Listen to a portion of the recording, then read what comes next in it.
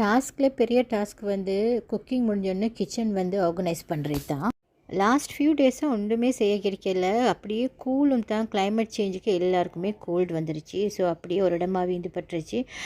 கொண்டு வந்த வெஜிடபிள்ஸும் கூட ஒழுங்காக ஃப்ரிட்ஜில் வைக்க கிடைக்கல இந்த டைம்.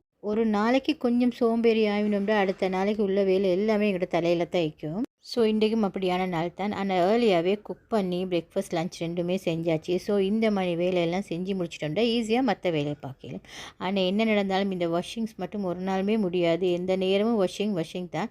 நான் வந்து 1 வீக்கு ஒருக்கா கிச்சனை வந்து டீப் க்ளீன் பண்ணிவிடுவேன். மற்ற நாளெல்லாம் கொஞ்சம் டச்சப் பண்ணி கொள்வேன். அதெல்லாம் டீப் க்ளீன் பண்ண போக மாட்டேன்.